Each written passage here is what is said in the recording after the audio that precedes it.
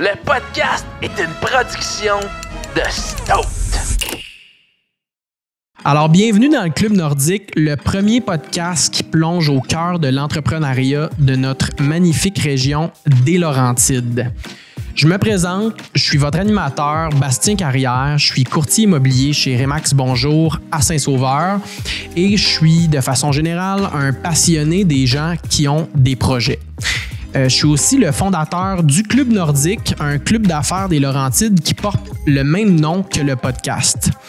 Vous comprendrez que mes invités viendront essentiellement de mon club d'affaires qui compte maintenant presque 100 membres d'entrepreneurs du Nord.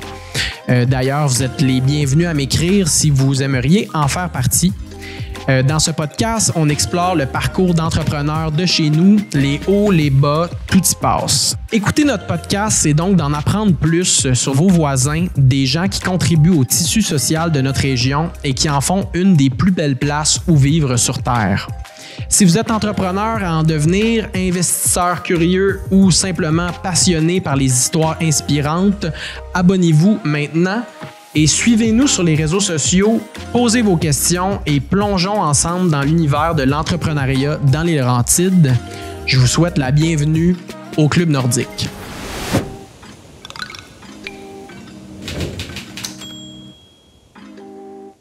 On part de ça? On passe ça. OK, parfait. Donc, je veux commencer par te dire la bienvenue. Joanie Larin, qui est propriétaire de chez Idolem, Blainville et Saint-Eustache. Exact. C'est tout le temps notre running gag un peu parce que là, c'est le podcast du Club Nordique, là, comme tu sais. Fait que j'ai expliqué à maintes reprises c'était quoi aux gens qui vont l'écouter. Mais toi, t'es comme... Techniquement, t'es dans les Laurentides, mais t'es dans les Laurentides quand même loin de mes Laurentides. Très loin. Genre, à chaque fois...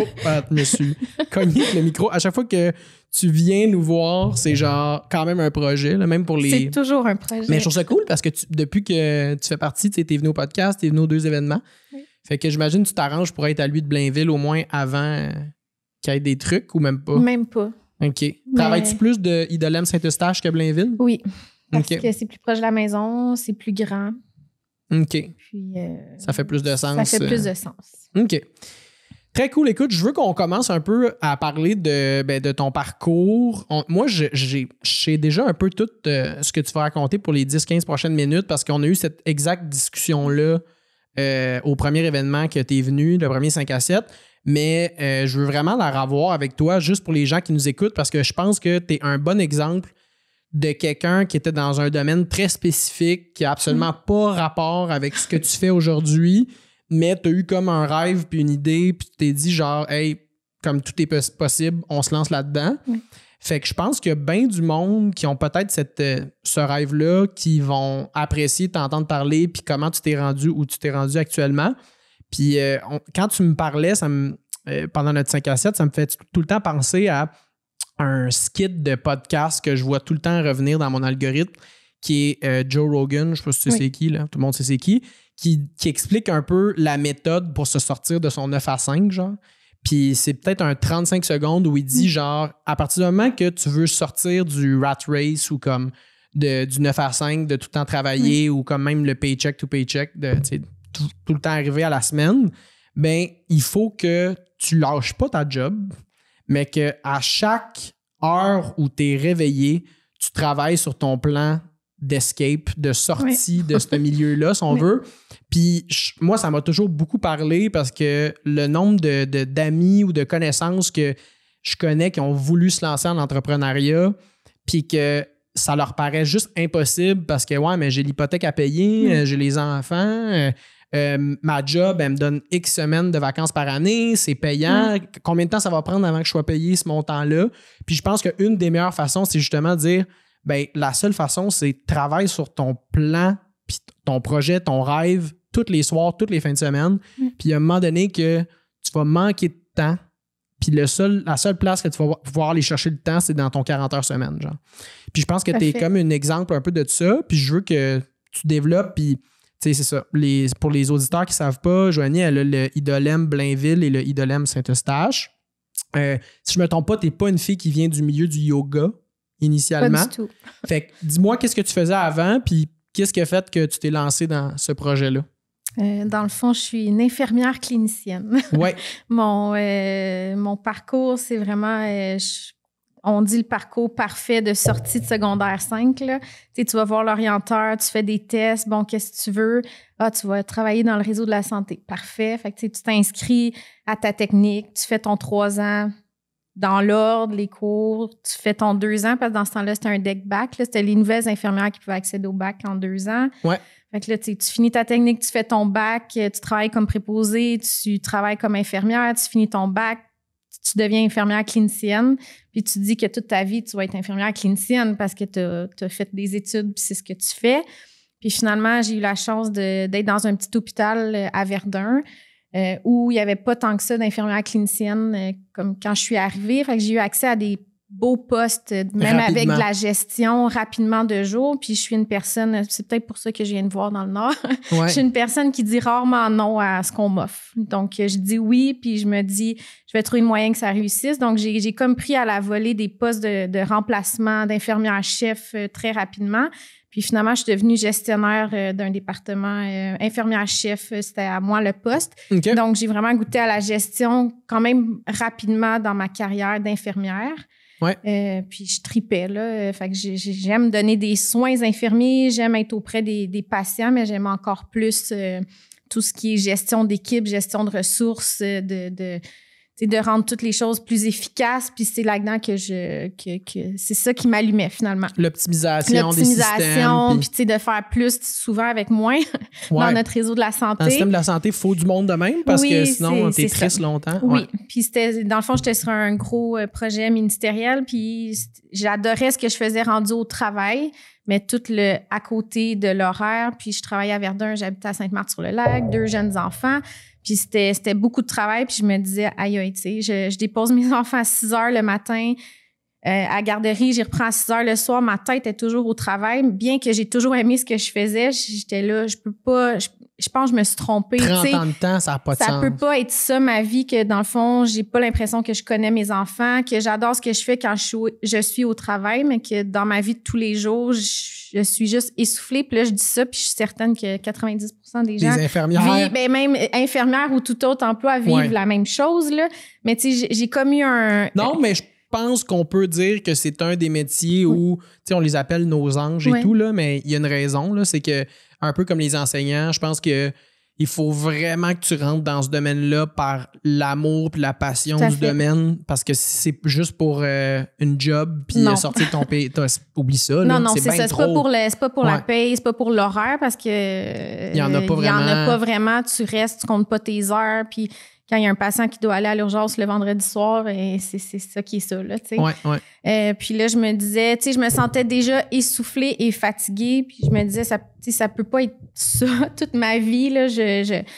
C'était de replacer les priorités, puis dans le fond, en me questionnant, je me suis dit, c'est quoi que je veux dans la vie? C'est être quelqu'un qui est bonne au travail puis épanoui professionnellement, mais surtout une maman qui se sent présente auprès de ses enfants. Donc, je me suis mis à fabuler sur qu'est-ce que je préfère d'autre. Puis c'est là la question qu'est-ce qu'une infirmière fait d'autre dans sa vie. Ouais. Puis j'ai pas eu beaucoup d'idées, sauf une des passions qui me gardait saine d'esprit comme infirmière, c'était le yoga show. Donc, j'ai été sur le site, j'ai vu qu'il y avait des franchises à vendre, puis là, je me suis mis à y rêver. Attends, là, ça va vite, là. Oui, ça va vite. Toi, t'es infirmière, tu déposes tes enfants à 6, tu vas les rechercher à 6. Oui. Puis tu fais quand même du yoga show à ce moment-là? J'essaie. T'es capable? Oui, j'essaie. Parce que c'est la chose qui fait que tu décroches. Exact. Puis, qui me fait garder saine d'esprit. Oui, parce que sinon on devient fou. Oui, c'est ça. Puis il y a aussi le show des bouts, c'est vrai que ça va vite, mais j'ai eu une période un peu plus difficile, des gros défis personnels quelques années auparavant, puis c'est là où j'ai connu Idolem puis le yoga show. J'arrête pas de dire que si j'avais pas fait de yoga show à ce moment-là, je serais... Tu serais pas là en ce moment-là. Je serais pas là. Fait que, j'avais vraiment gardé un amour puis une passion pour le yoga show et ce que ça m'avait apporté dans ma vie. Puis, je l'avais connu au travers de la bannière Idolem. Donc, je pense que je traînais ça aussi dans mon arrière-pensée. Donc, c'est ça. Dans des vacances où je me demandais comment j'allais retourner au travail, je me suis mis à fabuler sur ce que je pouvais faire d'autre. Puis, j'ai été voir s'il y avait des franchises à vendre. Mais toi, en plus, qu'est-ce qui me fait rire, c'est que ta première idée, ça a été comme qu'est-ce que je peux faire d'autre? Je vais acheter une business. C'est Oui, pas c'est comme ça. je vais aller travailler Non. un an dans Non, le monde mais- du yoga show. mais- Genre. Non, Je vais mais l'acheter. c'est- Une des c'est plus ça. grosses franchises du Québec. Voilà. Moi, je fais rien à moitié. C'est peut-être ça l'histoire. Là. Ouais. Mais j'aimais beaucoup la gestion, puis c'est ce qui m'allumait. Puis je pense que je voulais transposer ça, mais dans un chemin qui pouvait peut-être me permettre d'être aussi une maman plus présente comme je le voulais. OK, mais ça, j'ai envie qu'on en parle parce que depuis tantôt, je t'écoute parler de la job d'infirmière, puis justement le fait que t'as pas d'horaire, puis que tu travaillais un peu tout le temps, puis que tu revenais à la maison avec de la job. Puis ça me faisait rire quand tu le disais parce que tu sais, là, on est rendu au 7e enregistrement de podcast, puis c'est un truc qui revient tout le temps chez les entrepreneurs, que les entrepreneurs, c'est du monde qui n'ont pas vraiment d'horaire, qui travaillent tout le temps, qui ont tout le temps la tête dans leur job parce que quand tu es entrepreneur, le début de ta vie puis celle de ton entreprise, c'est un peu la même affaire. Il n'y a pas de début puis de fin, tout se mixe un peu. Exact. Fait que je me demande, même là, c'est-tu quelque chose auquel tu avais pensé quand tu as fait ce choix-là? Non, ça, c'est sûr que non. C'est ça, parce que entre moi et toi, mettons, pour avoir du temps personnel pour soi, devenir propriétaire d'une business, pas c'est tant peut-être la pas voie. la bonne idée, C'est ça. mais je le vois pas comme ça. Fait que peut-être que c'est la différence quand je regarde mon ancienne vie avec la nouvelle. Ouais. Je travaille autant, sinon plus, on se le cachera pas. Puis je travaille encore plus à des moments pas rapport. Ouais. Mais je trouve que j'ai, avec des défis, réussi à blender ça dans ma vie personnelle. Puis quand je dois aller sur des heures qui sortent un peu du 9 à 5, ben les enfants peuvent venir avec moi, ils courent partout dans le studio. Puis je pense qu'elle a la grosse différence, en fait. Elle a la différence. C'est que, mettons, comme infirmière, il n'y a aucune chance que tes enfants vont aller s'asseoir sur une chaise au CLSC tout ce temps-là. Exact. Mais entrepreneur, oui, tu mets les heures, sauf que des fois aussi, tu as ton lunch que, tu vois, j'ai rien de planifié là, je peux aller manger avec une amie, je peux amener les enfants à job. Fait que, au moins, ça se moule un petit peu plus. Oui, tout à fait. Oui. Okay. Puis je travaille, c'est bien précisé, je travaille plus même d'heures qu'avant, mais j'ai pas l'impression de travailler parce que ça... C'est vers un but. C'est vers un but, c'est pour moi, c'est pour mon équipe, c'est quelque chose qui me passionne. Je suis 99% du temps dans le positif. Je pense que ça pèse beaucoup dans la balance. Tu sais, j'ai toujours été au service du bien-être des gens, mais j'étais avec des gens malades, fatigués, avec des professionnels de la santé débordés. Puis on dirait que le peu de positif, c'était pas à moi que ça arrivait comme infirmière-chef. Ce qui arrivait à moi, c'était les problèmes. Puis le négatif versus maintenant...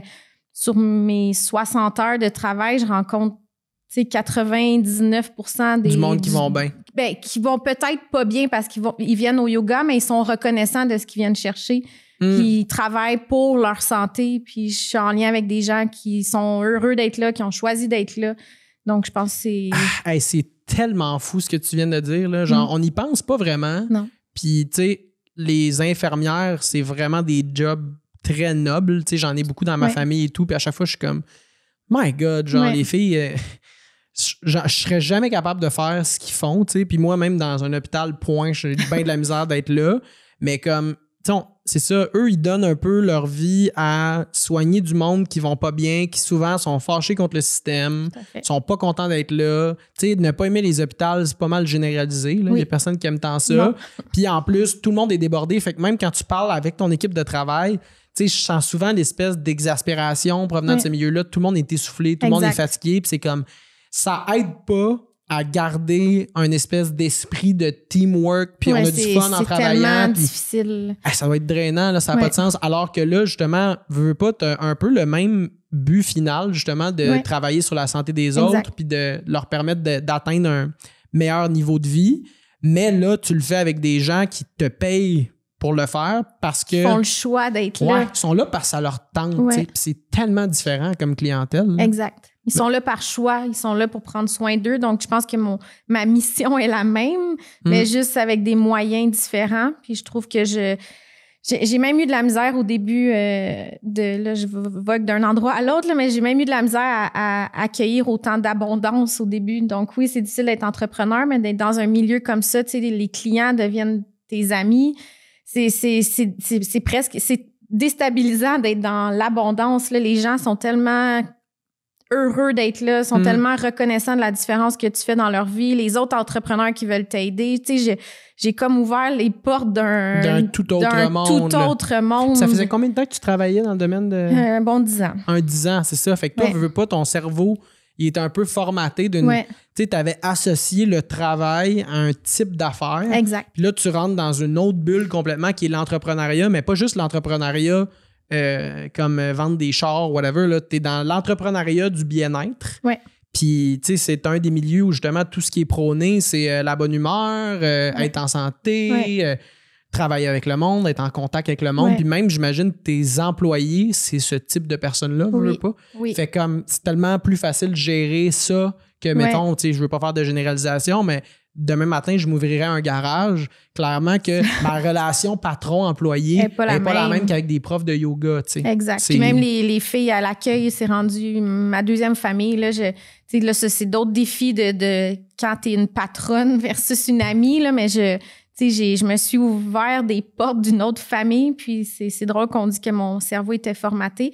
C'est très rigide, c'est très rationnel, le milieu des soins. Puis là, tu rentres dans un milieu un peu ésotérique, même un peu. Ça l'est, là, au début. Il a fallu que je me déprogramme ou que j'accueille d'être... C'était un chemin en soi. Je pense que j'ai changé personnellement, tu sais, du trait, tu sais, même les notes que je laissais au dossier des gens. C'était des notes médicales, mais toi. presque, là, tu sais, un peu trop de détails sur quand est-ce qu'elle est venue faire son cours de yoga et pourquoi, là. Mais tu sais, c'était de défaire tout ça, mais finalement, c'est merveilleux. Là, ben oui. Puis c'est drôle que tu dis ça parce que ma conjointe, elle a son cours de prof de yoga, puis elle a un peu toujours gravité dans ce monde-là. Puis moi...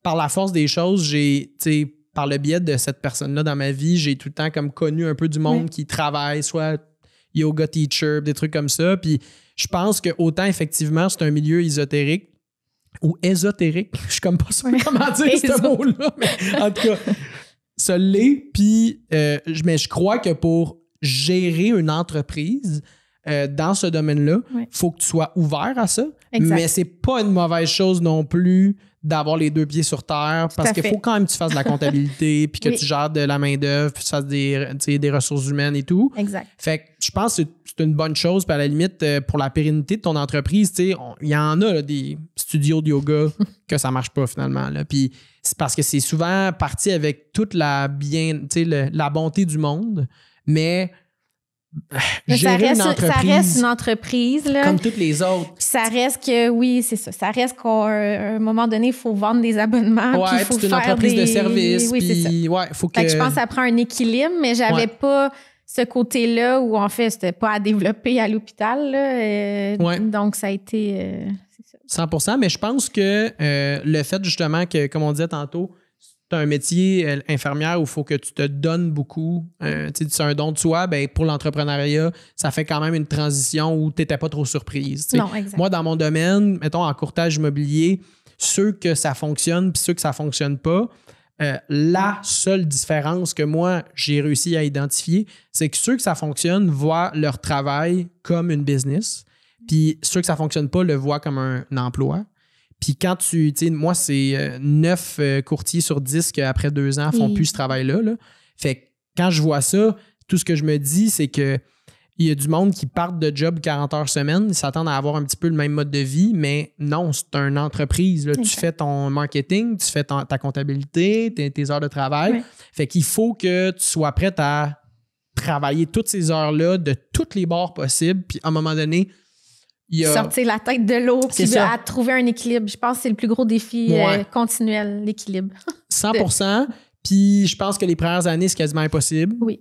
Faut comme juste faire le deuil de ça, exact. Passer à travers puis travailler le plus fort possible. Puis éventuellement, on se mentira pas, par exemple, on le fait pour une raison, là, dans le sens, les gens qui se lancent en entrepreneuriat, ils en arrachent, c'est vraiment moins sûr qu'une job 40 heures semaine. Tu as moins d'avantages sociaux. Souvent, c'est moins payant dans les débuts.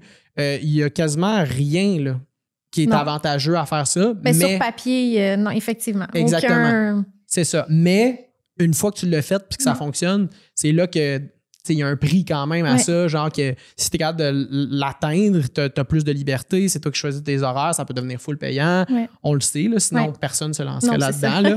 Il n'y aurait plus d'entreprise. C'est ça, exact. Mais il faut avoir ce type de mentalité-là, je pense, pour être capable de faire ces choses-là. Puis, tu sais, toi, en tout cas, de ce que je peux voir, ça fonctionne. Tu sais, t'as commencé avec ta première, puis même que là, t'es allé en chercher une deuxième. T'aurais pu là, te dire, moi, ma première marche, j'ai mes heures, j'ai mon monde. Je ne vais pas aller me chercher plus de tâches, mais c'est pas ta mentalité. Pourquoi tu as décidé d'aller chercher Blainville, mettons? Ben, je suis pas capable de dire non. Ah, c'est ça? Hein? C'est-tu eux qui t'ont approché? Oui. Ben, dans le fond, le studio de Blainville, c'est un studio qui a 7 ans. OK. Puis, je l'ai racheté d'un autre propriétaire il y a 1 an. Ça faisait un bout qu'elle voulait vendre. Puis, on m'a approché parce que le secteur est proche, parce qu'à Saint-Eustache, ça allait bien. Puis ça m'a pris Non, ça a été vite. Comme l'autre studio, là, j'y étais avec l'instinct. Là. Je suis moins une fille de... Oui, il faut regarder des papiers, il faut regarder des chiffres, là, mais je me suis dit, si je suis capable de faire fonctionner Saint-Eustache, je vais probablement être capable de faire fonctionner Blainville. Let's go, plus de défis. J'ai d'abord demandé à mon équipe si... Ils étaient prêts à vivre ça? Oui, parce que les filles de mon équipe me disaient non. Honnêtement, sans équipe, c'est pas possible. Donc, j'ai dit, est-ce qu'on le fait? Puis là, ils ont dit, let's go, on est capable. Donc, c'est tellement beau, ça aussi, qu'ils soient impliqués. Là, vraiment. Ben, honnêtement, j'aurais dit non si personne m'avait suivi. Okay. Dans le fond, je l'ai approché comme si j'ajoutais une business à ce qui était déjà là. Donc, oui, c'est 2 entreprises distinctes, c'est 2 studios distincts, c'est 2 clientèles distinctes, mais c'est les mêmes profs ou à peu près, c'est les mêmes filles à l'accueil que j'ai doublées, mais qui se promènent d'un studio à l'autre. Je l'ai approché comme juste agrandir mon équipe et pas doubler ma gestion. Je suis la seule propriétaire des 2, là, donc je voulais pas... Je restais Joanie qui arrive avec une équipe, qui double peut-être son équipe, mais qui entremêle les 2. OK. Puis ça m'amène une question que je voulais savoir. Toi, tu travaillais à Verdun. Oui. Mais tu partais de où pour aller travailler à Verdun? Sainte-Marthe-sur-le-Lac. Sainte-Marthe-sur-le-Lac, OK. Oui. Fait que t'es quand même... Parce que un truc qu'on va toujours parler dans ces podcasts-là, évidemment, c'est toi, tu as choisi les Basses-Laurentides pour ton travail. Tu aurais pu aller travailler dans Verdun ou sur la Rive-Sud ou peu importe. Je veux savoir un peu, ben là, c'est ça, toi, t'es tombé sur cette franchise-là, j'imagine qu'il était à vendre à cette place-là. Mais c'est dans ma ville natale. OK, fait que tu viens de Saint-Eustache? Exact. Okay. Donc, c'est ça c'est ça qui m'a appelé là. J'ai dit, je pense que pour qu'une entreprise fonctionne dans un territoire donné, ça aide de le connaître. Donc, je me sentais tellement imposteur dans plein de volets de devenir entrepreneur que je me disais que si je prenais une région, que j'avais déjà des points de repère, puis peut-être des commerces que je connais déjà ou des gens qui pourraient être ma référence, que c'était un plus. Ouais. Donc, puis là, toi, c'est ça, c'est les Basses-Laurentides au final, là, puis c'est la raison pourquoi tu es dans le club nordique. Aussi, les gens l'oublient, là, des fois que la chute, ça fait partie des Laurentides. Mais mettons qu'on parlerait à quelqu'un qui a envie de se partir un truc de yoga. Oui. Puis qui considère le faire sur la Rive-Nord ou dans les Laurentides. Oui. C'est sûr que c'est pas la même expérience que de le faire à Montréal, dans le Myland. C'est sûr, certain. Comment tu vois ça? C'est quel type de clientèle? Est-ce qu'il y a des défis qu'il n'y a pas ailleurs?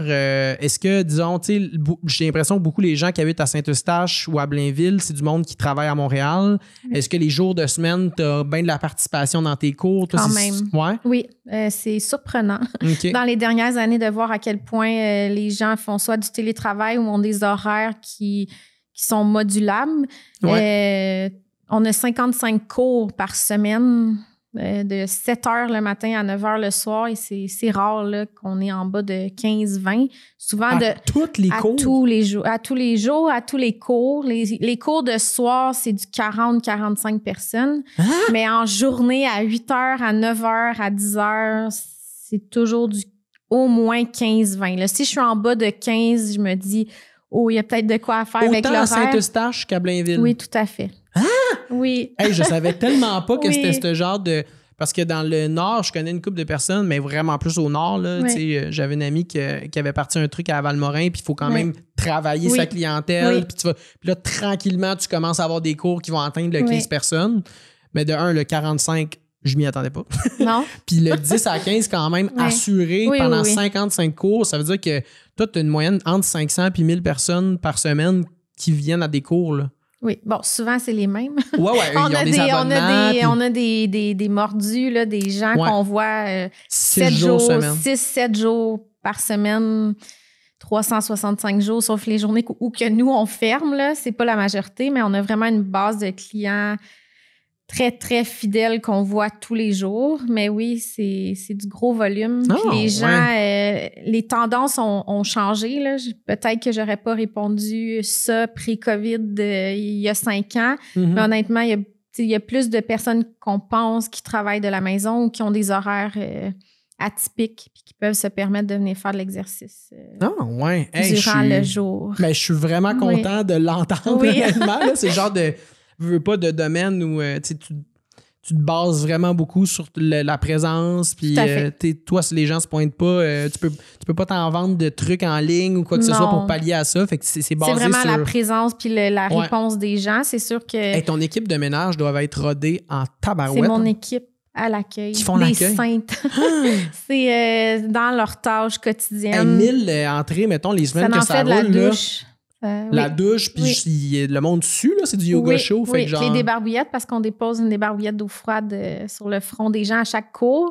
Faudrait que je compte le nombre de brassées de lavage qu'on fait par jour. Vous le faites vous-même? C'est pas une entreprise qui vous ship Non, on le fait nous-mêmes parce dans le fond, on mouille les débarbouillettes, on met de l'huile d'eucalyptus, puis on les met au frigo pour qu'à la fin des cours, ça soit frais. Donc, faudrait que T'as combien de frigos? Un gros. Un gros fripsite en masse. Oui, mais c'est ça. On est continuellement dans le lavage et dans le ménage. Faudrait honnêtement que je compte le nombre de brassées de lavage qu'on fait par semaine. Ouais. Fait que là, quand j'arrive chez nous, ça me tente plus tant que ça de faire du lavage et du ménage. Tu vas leur apprendre jeunes à le faire eux-mêmes. C'est ça. C'est vraiment impressionnant. Puis, mais c'est sûr, là, tu parlais Laurentides versus Montréal. Tu sais, il y a un autre... C'est sûr que c'est une autre dynamique. Là. Les gens, nous, on est en auto versus à Montréal, tout le monde débarque en vélo, en métro. Le volume est encore, je vois les chiffres. Là.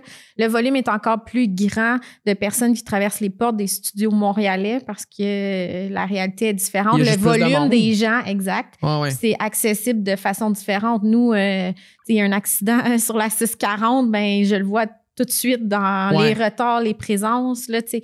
Donc, c'est une réalité différente, mais il y a du volume quand même impressionnant. Puis, je pense que comme dans tous les sports, que ce soit un gym ou un centre de yoga, les gens, la plupart, là, tes habitués, eux autres, sont vendus puis ils vont venir no matter what, mais la plupart du monde, faut quand même que tu te prépares mentalement à quitter la maison là, pour aller faire ton cours de yoga show. Là. C'est comme, OK, go, ça va faire du bien, on y va, tu te convaincs. Oui. Puis j'ai l'impression que la petite étape de plus qui est le véhicule versus tu as un centre de yoga à côté de chez vous à Montréal, tu marches 2 minutes, c'est pas pareil. Là, non, c'est ça, exact. Prendre ton char en hiver pour aller faire un cours de yoga show, te changer. Oui, on le voit, c'est sûr que ça apporte sa différence. Puis d'ailleurs, ça me fait penser, l'autre affaire que je pose souvent aux gens qui viennent au podcast, c'est quoi tu penses, disons, dans ton parcours à toi, je veux pas que tu penses aux autres entrepreneurs ou quoi que ce soit, qui a été le plus gros défi, mettons, entrepreneurial que tu as eu depuis le début? Disons, vraiment à partir du moment que tu as eu l'idée d'acheter à aujourd'hui, c'est quoi qui a été le plus challengeant?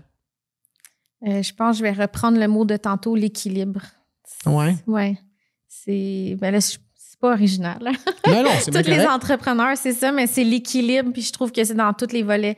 L'équilibre des prises de décision, l'équilibre monétaire, l'équilibre familial, c'est ça.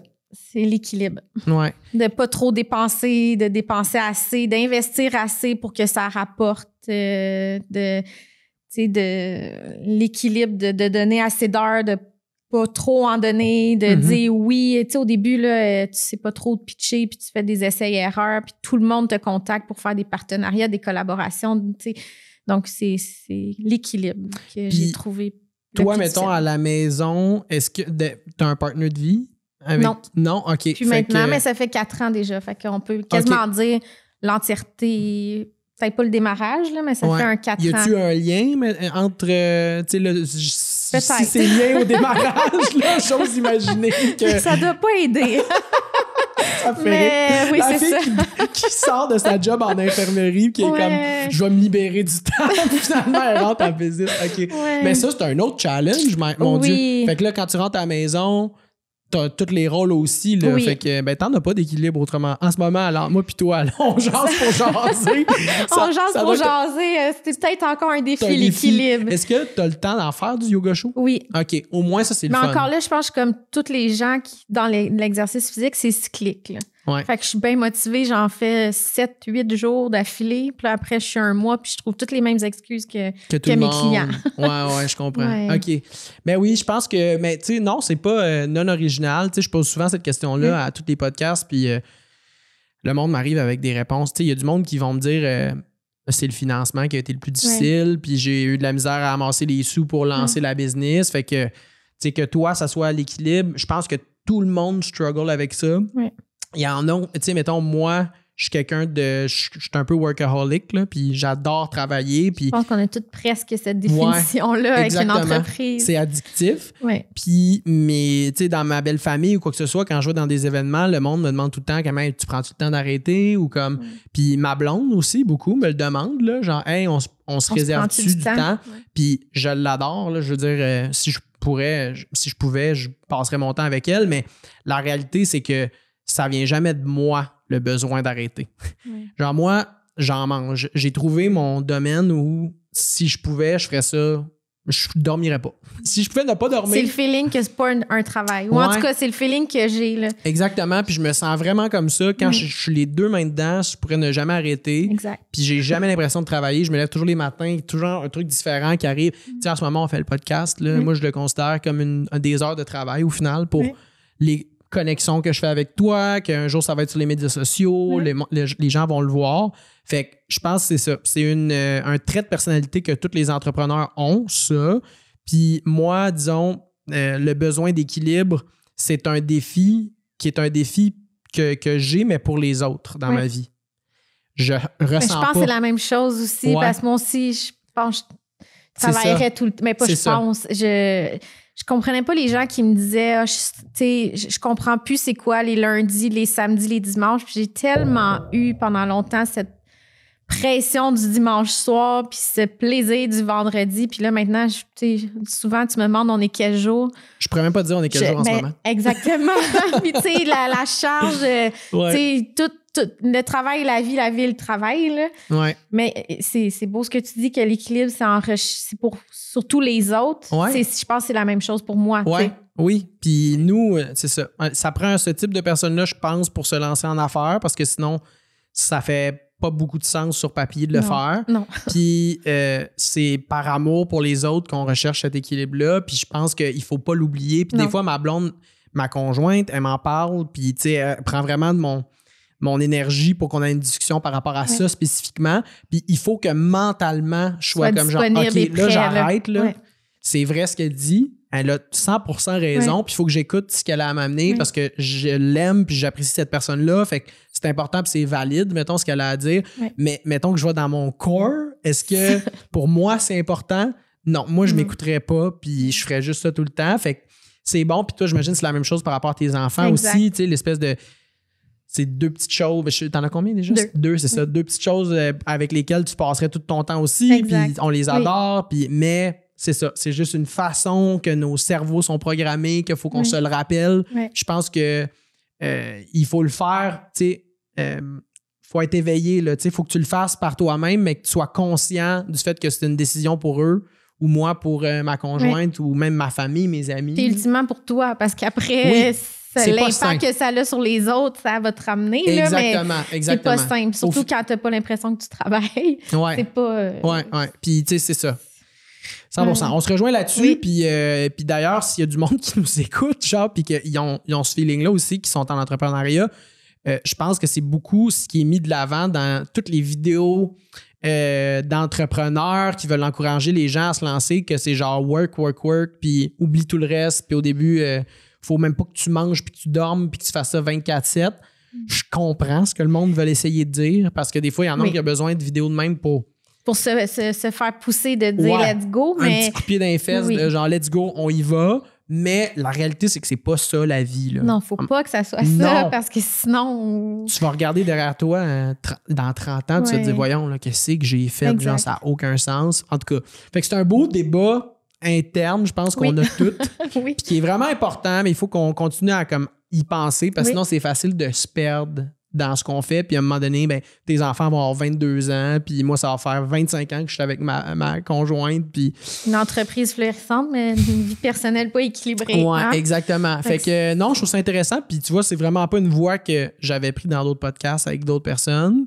Puis, il y a le monétaire aussi, là, dans toute entreprise. Il y a toujours la question monétaire, mais je le vois aussi comme équilibre. Ouais. Mais mettons qu'on parle d'argent, le milieu du yoga, de ce que j'ai compris, c'est pas facile. Les marges sont pas incroyables. Dans le sens qu'il y a beaucoup de petits centres de yoga, justement, comme je disais, qui sont pas capables d'arriver au final parce que avec les frais fixes sont quand même élevés parce que, mettons, surtout en yoga show, j'imagine ça coûte cher d'électricité, ça coûte cher de local, ça coûte cher de main-d'œuvre. Tout ça est à prendre en compte. Comment tu fais pour que ça soit rentable, une entreprise de même? Ben là, il faut dire, c'est ça. Je l'ai nommé un petit peu en début de podcast, mais c'est sûr que d'être dans une franchise puis dans un brand qui a une renommée, c'est de base plus facile parce que la notoriété est là. Puis les gens ont confiance plus facilement que si j'avais mis un local Yoga Joanie. Je pense que 100%. de là, il y a une section de ça qui revient à la notoriété. Comment je fais pour que ça soit rentable? C'est tous les efforts puis les à côté. Là. Oui, j'offre 55 cours par semaine, mais l'été, j'ai pas grand monde dans mes cours. Qu'est-ce que je fais? Les gens veulent être dehors. C'est ça. Donc, j'ai approché le vignoble Rivière-du-Chêne, qui sont mes partenaires depuis 5 ans. J'ai approché la cidrerie Lacroix, qui sont mes partenaires depuis 5 ans. On me donne des cours de yoga dans les vergers, dans les vignobles. Je fais du réseautage, je fais des événements, j'amasse des fonds pour la guignolée. Je diversifie, puis je pense que tout est dans le secret de créer une communauté. C'est pas juste des clients. Quand je parle, j'arrête pas de parler de famille. Là. Je pense que c'est quand tes gens sont fidèles, tes clients, ils se rapportent à toi, puis que même s'il fait 32 degrés dehors, ils savent que tu as peut-être quelque chose à donner quand même, puis c'est bon de rester accroché à toi, mais c'est là le secret. Mm-hmm. Fait que je pense que c'est de diversifier, de diversifier. Je pense que c'est le gros... C'est une super belle réponse. Puis c'est drôle parce que sur le premier épisode, j'en parlais un peu avec les gens du Baumier qui sont venus. Puis eux, le plus gros défi qu'ils avaient, c'était la main-d'œuvre. Oui. Comme beaucoup de gens en ce moment au Québec qui ont des entreprises. Puis on a eu une longue discussion là-dessus sur le fait que en 2023, tu peux donner les avantages que tu veux à tes employés. Tout le monde le fait. Il y a tout le monde court après les employés. Fait qu'après ça, qu'est-ce qui fait qu'un employé va rester travailler avec toi? Puis je dis pas pour toi, là, avec toi, pendant 10 ans au lieu de 1 an et demi. Mais c'est ça. Est-ce que tes employés s'identifient à ton entreprise comme une famille? Puis tu sais, là, je le dis parce que ça peut vouloir dire quelque chose pour vrai. Là. J'ai l'impression que le mot famille, il y a bien des boss qui l'ont facile. Là. Tu sais, genre, tu travailles chez Walmart, puis ton gérant est comme, on est une famille, puis il faut... Non, il y a le corps, là. Il y a la famille, mais que ça veut vraiment dire? Qu'est-ce que ça veut dire? C'est quoi les valeurs? Exactement. Puis tu le dis que toi, c'est tellement un des meilleurs exemples. Tu n'aurais pas ouvert ton 2e studio si ton team n'était pas avec toi là-dedans. Comme c'est tellement une représentation béton de l'entreprise, c'est pas moi, là, c'est nous autres. Non, c'est nous. Puis on travaille tous vers un but commun. Puis ça, le monde, ils le sentent. Là. Tes employés, ils le sentent. Oui, certain. Certain. 100%. Oui, c'est moi qui ai mon nom sur les actions, c'est moi qui ai les dettes, puis ultimement, c'est moi qui reçois les sous. Ouais. Mais c'est tout.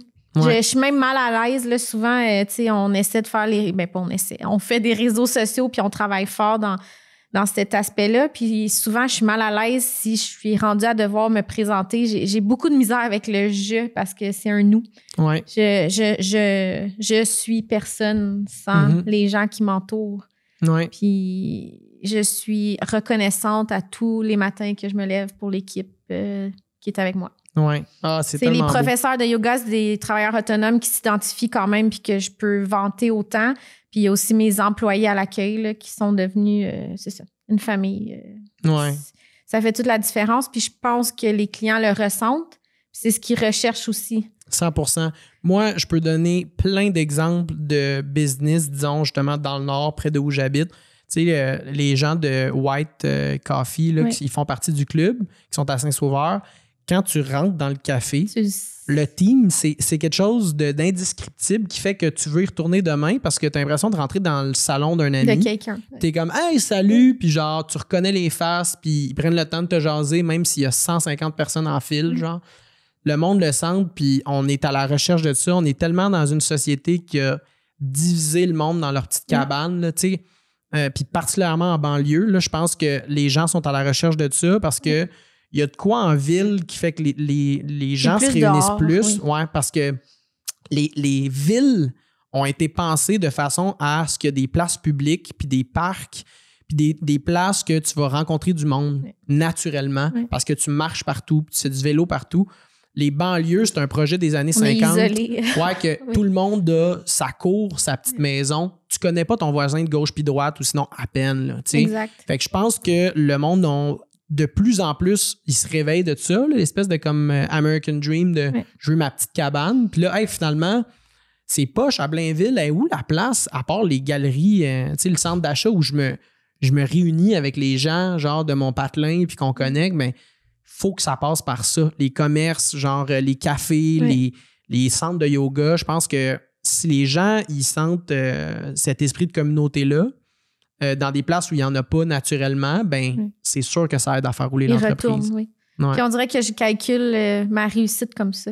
Ouais. À la fin du mois, là, tu me demanderais combien tu as fait. On sait pas. Honnêtement, tant que je paye les factures, que je paye les filles, que je me sors un salaire qui me fait vivre, honnêtement, c'est quand je vois 10-15 personnes qui sont assises avec leur tasse de thé à terre dans mes balançoires puis qui jasent entre eux, là, ça, je fais un check. J'ai réussi mon mois. Ouais. Ah, c'est malade.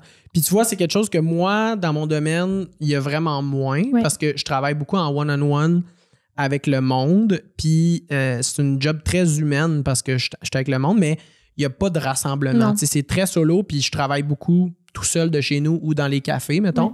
Puis tu vois, le club qu'on a créé, c'était un peu la recherche de ça. Là. Genre, moi, j'aime ça réunir, puis j'aime ça être entouré, puis particulièrement de gens qui ont un peu la même passion, puis tout. Fait que c'était bien important pour moi que ça existe, puis je suis tellement content que, tu sais, il y a du monde qui part de Saint-Eustache pour venir à Saint-Sauveur à participer.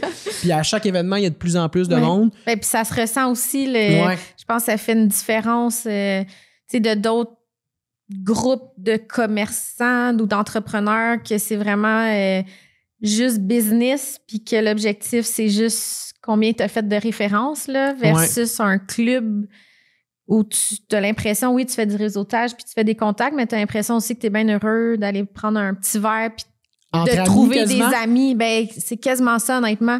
C'est de découvrir, oui, des nouveaux partenaires puis des nouvelles collaborations, mais c'est aussi de faire tisser des liens humains Ouais.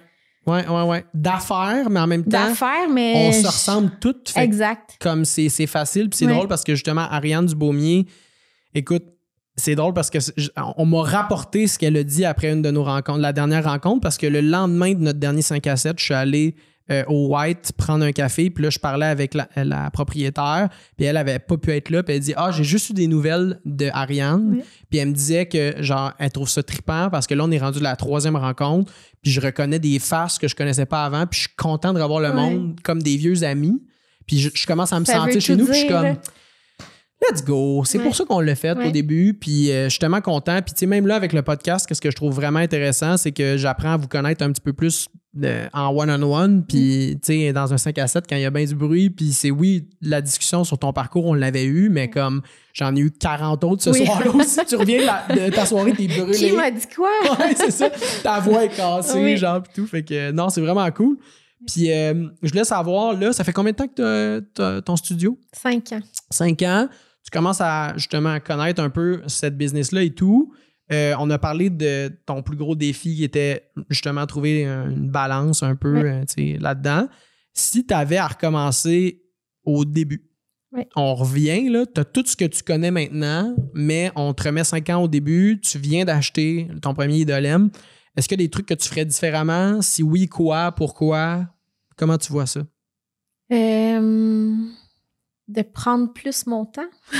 OK. De vouloir tout mettre en place rapidement, que tout fonctionne tout de suite, là. Ça m'a peut-être fait manquer des occasions ou ça m'a peut-être fait dépenser de l'énergie À des places des places que finalement, le résultat, ultimement, est possiblement le même, tu sais. Ouais. Fait que ça, c'est un des premiers Puis, conseils. est-ce que tu serais capable de pinpoint ce genre de truc-là?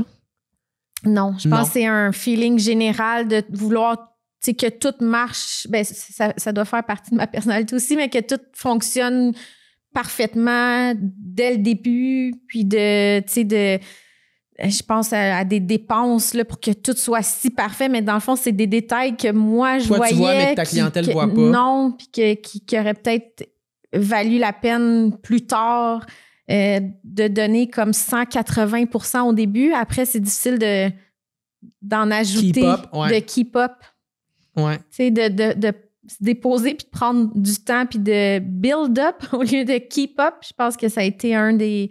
Tu sais, de tout faire, tout faire parfait dès le départ puis d'en donner. Après, c'est difficile de se renouveler. C'est difficile d'en ajouter versus si tu y vas plus tranquillement. Ouais. Après, il te reste de la place. Il reste de la place. OK. Puis je te renvoie la question dans l'autre sens. Disons, dans 5 ans. Oui. Tu te vois où avec tout ça? Est-ce que tu penses aller en chercher d'autres? Est-ce que tu penses rester avec ceux-là, mais avoir 75 cours à la place? T'es-tu bien avec le nombre d'entrées que tu as présentement puis tu veux juste rester? Comment tu vois ça? Bon, ça sort en mars, on a dit. Ouais. Il y a peut-être d'autres projets dans les airs. OK. Ben là, il y a un projet que tu m'as parlé avant au micro. Puis c'est drôle parce que je t'ai approché en te disant que je me fais bombarder de contenu sur les ice baths dans mes médias sociaux, comme ben du monde qui doit m'écouter. Je pense que je suis pas tout seul. Non. Dès que tu es un peu dans le monde du fitness ou du bien-être ou de l'entraînement, là, c'est comme le truc de l'heure en ce moment. Là, on se mentira pas. Puis je te disais à quel point, tranquillement, c'est en train de m'avoir puis que j'ai goût d'en avoir un chez nous. Et là, tu m'as approché en me disant que ça s'en vient aussi. Ça s'en vient. Ça doit être quand même un gros projet. Ben, ça va être un gros projet, en fait, à intégrer en ce moment. Ça sera un gros projet, oui. Ouais. Ça se pourrait qu'il y ait aussi d'autres projets de d'autres studios dans ma cour. Donc, dans 5 ans, je vais être encore à la même place. En tout cas, j'espère encore être propriétaire de studio de yoga show. Ouais. Puis peut-être même d'avoir un autre à mon actif. Ouais. C'est très possible. 5 ans. Hein? Je pense que tu es capable de faire ça ouvertement. Je pense que Puis, c'était quoi l'idée derrière les bains de glace avec le yoga show? C'est d'aller chercher les bienfaits qu'on connaît de l'eau froide, puis de les apporter aux bienfaits qu'on vend déjà du chaud. Donc, c'est d'apporter la roue complète. Je pense que ça va un peu ensemble aussi. Là. Oui. C'est quasiment drôle que ça soit pas déjà dans tous les centres de yoga show, j'ai l'impression, là, comme... Ça fait tellement de sens. Oui, comme dans les spas, tu sais, dans le fond. Le cycle. Oui, puis ça fait longtemps qu'on parle de circuit yogique, nous. Tu sais, avec notre mur de sel, le thé, la salle chaude, les smoothies par après qui est de baisser la température. Fait que je pense que ça fait juste vraiment de sens. Puis on parle des bienfaits des bains froids, mais là, moi, à part justement les vidéos que j'ai vues sur mon Instagram, j'y connais pas grand-chose. Fait que, es-tu capable, même si je sais que t'es pas un médecin ou quoi que ce soit, là, t'as pas fait les études là-dedans, mais de base, mettons, es-tu capable de dire... En fait, parle-moi donc des bienfaits du yoga chaud, puis après ça, des bains froids. Je suis comme intrigué de... C'est quoi la différence de le faire dans une pièce où il fait chaud ou une pièce normale? Ou...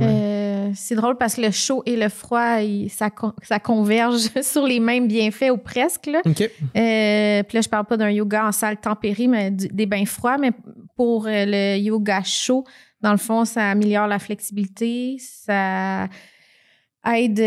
J'aime vraiment donner l'exemple à tous les clients qui me demandent pourquoi je ferais ça dans une salle chauffée. Là. Habituellement, quand je suis sur mon tapis de yoga dans une salle tempérée, je suis vraiment plus dans ma liste d'épicerie puis dans ce que je dois faire dans mon agenda que sur mon tapis de yoga. Versus dans une salle chauffée, le rythme cardiaque est plus élevé parce que tu as chaud. Tu n'as pas le choix de te concentrer sur ta respiration parce que tu as chaud, tu as un rythme cardiaque qui est plus élevé. Donc, au lieu d'être dans ta liste d'épicerie, tu es dans ton moment présent, puis tu es dans ton yoga, puis dans ton moment que tu as choisi pour toi. C'est sûr que ça aide à éliminer les toxines. Donc, je pense que c'est les plus gros bienfaits du show. Tout le monde parle de la bulle un peu de confort dès que tu traverses la porte puis que tu sens la chaleur, de se recentrer sur soi. Tout l'effet d'apaisement de la chaleur. C'est un peu la réponse naturelle du corps à un changement drastique de température, j'ai l'impression, parce qu'il est un peu en mode « Oh, il y a quelque chose qui se passe en ce moment. » Ouais, puis il faut que je me concentre sur moi pour juste générer la chaleur ou au contraire me rafraîchir. Fait que c'est un peu quand n'importe quel exercice physique, je pense qu'un des gros bienfaits qui est peut-être pas mentionné, à part justement le fait d'être en santé de façon générale, là. Tu sais, quand je vais faire une course ou quand je vais au gym ou peu importe, quand je vais hiker, faire du ski, le fun, c'est justement de sortir de sa tête un peu. Tu es tellement centré sur ce que tu fais présentement parce que ton corps, il switch, il est en mode genre, OK, là, l'énergie, elle va plus dans la tête, là, elle va dans les muscles, le cœur et tout. Fait que ça fait beaucoup de sens, en fait, que c'est la raison. Puis pour les bains froids... Oui, ben, c'est un peu la même chose. T'as pas le choix pendant 30 secondes, 1 minute. Puis là, on est vraiment dans un système sympathique, parasympathique. Oui, on le ressent un peu dans le chaud, mais avec le froid gelé, là, il y a tout un autre mécanisme qui embarque. Puis ça l'aide beaucoup au système immunitaire, à l'anxiété. Même à l'anxiété? Oui. OK. Oui. Ça a des bienfaits psychologiques au final. Là. Exact. OK. Ben, je trouve ça super intéressant. Là. J'ai regardé aussi beaucoup de ce que... Comment il s'appelle déjà le gars qui monte des montagnes en short, le Wim Hof. Exact. Ouais. Ben, c'est la méthode de Wim Hof. Au final, le bain de glace vient un peu de sa mentalité. Oui, ben, c'est sa méthode, oui. Ouais, c'est ça.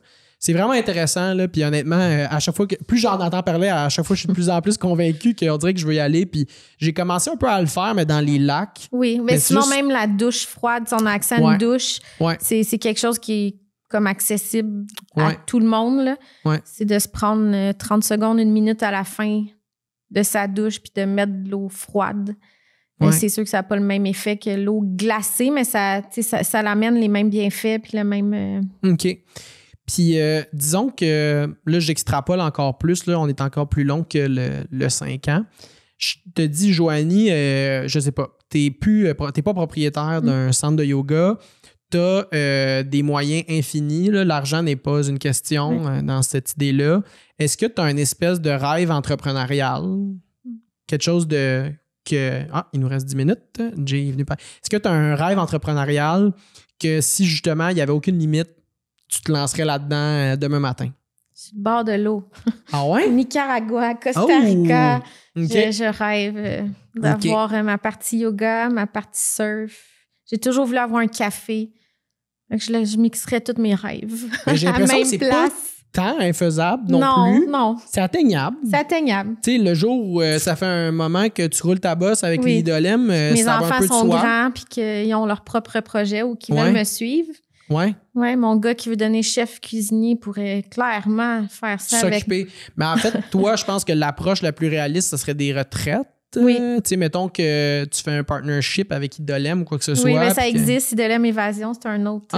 Oui, ça existe aussi. OK. Fait que peut-être qu'à plus court terme, ça pourrait être un autre projet. Ouais. Mais là, c'est ça. Si j'ai pas d'autres, s'il n'y a pas de limite financière, qu'il n'y a pas rien de contrainte, là, puis je ferme mes yeux. C'est ça, je voudrais. Je suis le bord de la mer.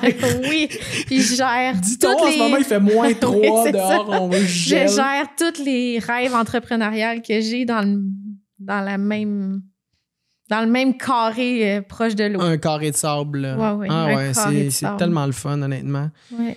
Écoute, c'est tellement une belle chose ce que tu as créé, ce que tu as créé, ce que tu as acquéri au final, là, puis d'avoir créé une famille et tout. Je trouve ça absolument...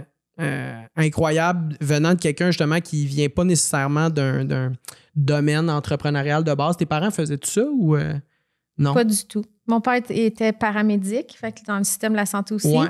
Puis ma mère dans des usines de production. Elle a toujours été gestionnaire aussi, mais les deux, c'est ça. Ma mère a tombé en bas de sa chaise.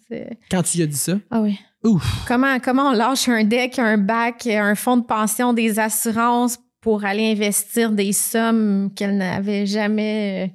Ouais. C'est beaucoup d'argent. Puis là, pourquoi tu lâches tout ça? Ouais. Mais en même temps, tu aurais toujours pu pas retourner. Exact. Je suis même retournée faire quelques heures pendant la pandémie. Fait que j'ai comme un coussin Quand il y a eu la pandémie, tu as fait partie j'ai fait quelques heures de dépistage COVID, là, mais c'est ça. C'est sûr que je pourrais toujours y revenir, mais ma mère, non, j'ai pas d'entrepreneur dans mon... Dans ton entourage? Non, là, maintenant, plein, là, parce que j'ai fait des podcasts, des réseautages et tout, mais de base, je sais pas, ça sort de... C'est drôle parce que mes parents non plus. Là, en même temps, je dis ça, ma mère est directrice d'un CPE. Fait que j'ai eu des gestionnaires dans ma vie, mais jamais vraiment des entrepreneurs. C'est venu plus tard. Moi, en fait, j'ai juste toujours su que je voulais pas avoir de patron. Ça a un peu c'était ça. Puis je te dirais que moi, ça a été le contraire. Ce qui est drôle, c'est que très jeune, j'ai fait comprendre à mes parents parce que j'ai eu beaucoup de jobs. Là, j'ai commencé à travailler à 14 ans, puis... j'ai essayé tous les jobs possibles et imaginables, puis je finissais toujours par partir parce que j'avais de la misère avec mes patrons, au final. Fait que mes parents, ça me fait rire parce que peu importe la décision que je prenais, il y a un certain point dans ma vingtaine où ils savaient même plus vraiment c'était quoi.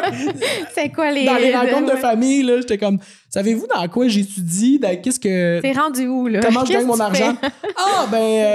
Écoute! Il y avait de la misère à le dire. Je vais finir par me trouver, là. Ouais, c'est ça, exact. Il a fallu que je teste bien des affaires avant. Je pense aussi que c'est un... Tu sais, les entrepreneurs à succès, on voit juste qu'est-ce qui a fini par marcher. Oui. Mais la plupart, puis là, toi, tu vas peut-être être une des exceptions à la règle, là, parce que, je veux dire, tu as fait 10 ans dans une job plus traditionnelle, si on veut, puis que là, tu as trouvé ton X d'un coup. Mais tu sais, il y a beaucoup de jeunes entrepreneurs qui se pètent la gueule 12 fois avant de tomber. Puis ce qui définit quelqu'un qui réussit dans ce domaine-là, c'est pas tant tes réussites, c'est combien de fois que tu es capable de te planter puis de revenir de ça au final, tu sais, parce que les échecs, au final, c'est ce qui nous forme le plus. Puis à un moment donné, tu tombes sur la chose qui fait du sens puis qui te donne l'impression de ne pas travailler. Oui. Et c'est là, je pense, qui est le goal final, tu sais, mais c'est difficile à vendre c'est difficile à vendre. De la famille. Oui. Puis des gens qui ont toujours eu... Pour toi. Oui, exact. C'est toujours c'est ça.